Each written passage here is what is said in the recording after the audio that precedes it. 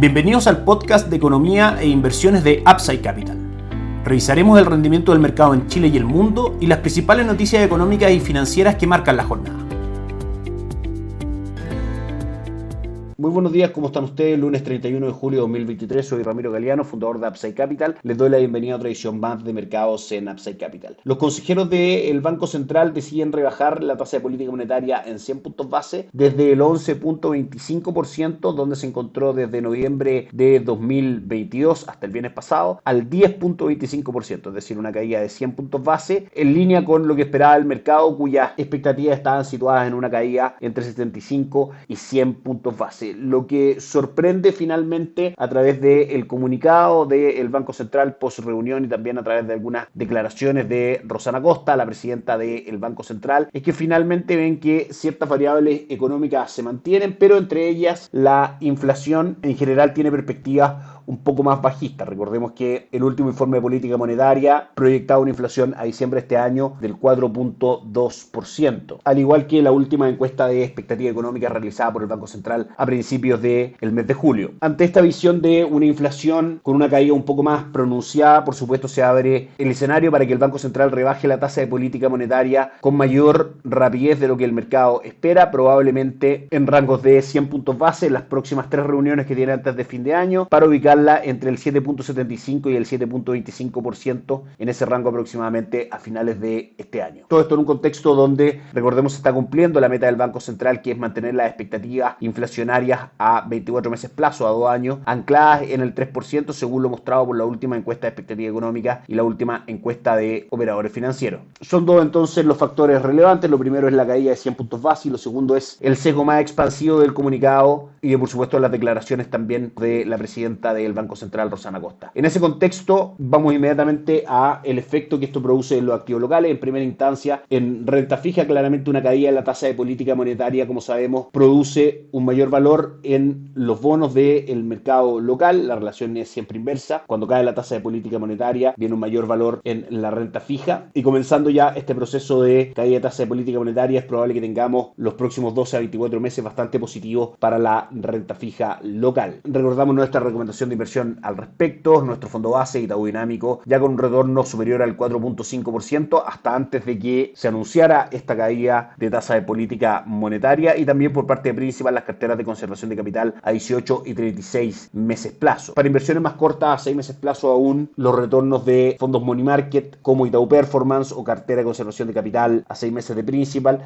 siguen siendo una buena opción. Claramente la caída de tasa de política monetaria perjudicará los retornos de estos últimos instrumentos, es decir, money market y depósito a plazo, y como decíamos, favorecerá el retorno de los fondos mutuos de renta fija como Itaú Dinámico. Claramente, mientras más larga sea la duración de los bonos que componen los fondos, es decir, estén en la parte más larga de la curva, mayor será la ganancia de capital que se puede apreciar en ese tipo de instrumentos. Claramente, a través de Upside Capital tenemos esas opciones para nuestros clientes. Otro factor que hay que estar mirando fuerte es el dólar, que el día viernes cerró en 830 y hoy día abre con un gap alcista, con un salto en su precio en una apertura en 839 y hasta ahora marcando máximos en 841, un gap de 11 pesos respecto al cierre del día viernes, totalmente esperado, dado que al caer la tasa ligada al peso chileno, claramente cae también el incentivo de invertir en esta moneda y por supuesto pierde valor frente al dólar, es decir, el dólar tiende a subir. Como sabemos, el dólar peso tiene fuerzas contrapuestas. En primera instancia, las caídas de tasa de política monetaria, sobre todo aparentemente más aceleradas de lo que esperaba el mercado de aquí en el futuro, serán alcistas para el dólar peso. Sin embargo, apenas comienza el ciclo de caída de tasas en Estados Unidos, será un factor bajista para el dólar en Chile. El IPSA, también las acciones locales que cayeron un 0.32% el día viernes, cerrando en 6.339 puntos. Hoy cotizan subiendo un 1.22%. El IPSA cotiza en 6.416 puntos. Las acciones que más suben son el Banco de Chile, que sube un 0.16%, Sokimich-P, que sube un 0.34% y Parque Arauco, que sube un 1.04%. Recordemos que mantiene un retorno durante el año el IPSA de el 20.47% y nuestra recomendación de inversión Itaú Tobesca Chile Equities, un retorno superior al 26%, superando por supuesto a el índice, lo cual también ocurrió durante 2022 y es nuestra recomendación de inversión en cuanto a acciones locales. ¿Por qué se da esto? Porque finalmente la caída de tasas es en sí mismo un incentivo a la actividad económica y por ende tanto las acciones como la renta fija se vuelven más atractivas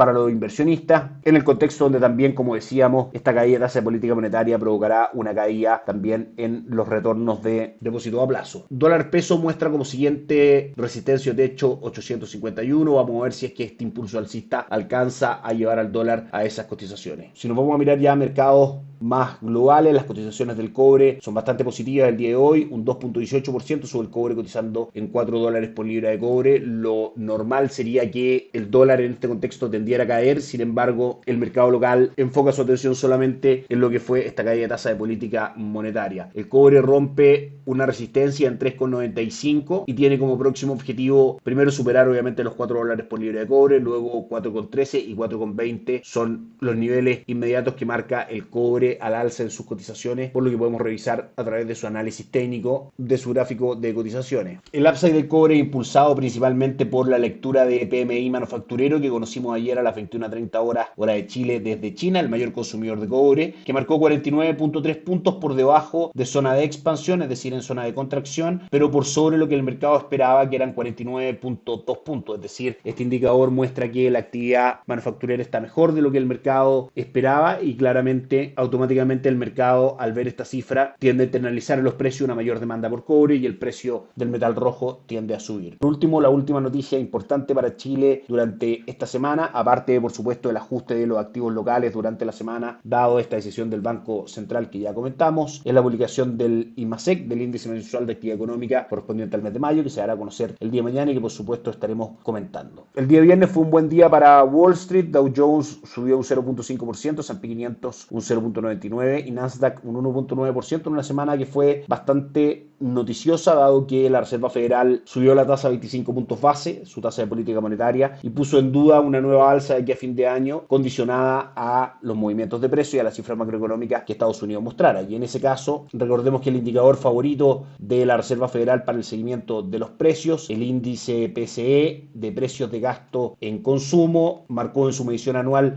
subyacente y total por debajo de lo que el mercado esperaba, lo cual es una buena noticia porque muestra básicamente que el crecimiento de los precios va siendo menor a medida que el tiempo pasa, es decir, disminuye los incentivos para que la Reserva Federal siga aumentando su tasa de política monetaria en lo que queda del año. Si bien el dólar index no muestra variaciones, en lo que va del año ha caído un 1.8% y en el último mes ha caído un 0.3%, es lo que puede ser una señal de que el mercado comienza a descontar de a poco de que el fin del ciclo de alza de tasa de política monetaria en Estados Unidos por fin comienza a acercarse. De hecho, el retorno de los principales índices bursátiles de Estados Unidos, por ejemplo de S&P 500, con un retorno ya del 19.39%, confirma un optimismo en cuanto al futuro de la economía estadounidense y de las esperadas condiciones expansivas para la economía de Estados Unidos una vez se concrete el comienzo de rebaja de tasa de política monetaria en ese país. Julio ha sido un buen mes para los tres índices bursátiles de Estados Unidos. Dow Jones subió un 3.1%, S&P 500 más de un 3% y Nasdaq un 3.8%. Nuestra recomendación de inversión sigue siendo a través de fondos de Itaú, fondos locales, de renta variable, Global Brands, fondo de Morgan Stanley, Top USA, fondo de Itaú y la parte de renta fija Itaú Income, fondo espejo de PIMCO, renta fija extranjera en dólares y renta dinámica global, fondo mutuo de renta fija extranjera con cobertura de tipo de cambio. Son las alternativas en plataforma local. En plataforma extranjera, tanto portafolios como los recomendados por Itaú a través de plataforma Pershing y los de plataforma Allfunds de Principal. En cuanto a calendario de noticias, hoy buenas noticias para la zona euro. El IPC total marcó un 5.3% en línea con lo que el mercado esperaba y mostró un pequeño upside en el IPC subyacente del 5.5% en su mención anual versus el 5.4% que el mercado esperaba. El Producto Interno Bruto marcó un 0.6% en su avance anual por sobre el 0.5% que el mercado esperaba respecto a esta cifra. Los mercados el día de hoy cotizan de la siguiente manera. En Asia, una jornada positiva, el Nikkei 225 de Japón arriba un 1.26, el Hansen de Hong Kong arriba un 0.82 y el índice de Shanghai subiendo un 0.46. En Europa, la jornada es mixta con el Eurostock 600 subiendo un 0.12% y el DAX alemán subiendo un 0.14% sin grandes variaciones frente a estas cifras que comentábamos de IPC y de Producto Interno Bruto. Y en Estados Unidos también la jornada no muestra grandes variaciones con S&P sin variaciones, Dow Jones cayendo un 0.01% y Nasdaq subiendo un 0.07%. Eso es todo por hoy, que estén muy bien, nos encontramos mañana. Chao, chao. Gracias por escuchar el podcast de Economía e Inversiones de Upside Capital. Te invitamos a visitar nuestro sitio web www.upsidecap.cl y contactarnos para brindarte una asesoría objetiva, sin sesgo y con una mirada global para tus inversiones.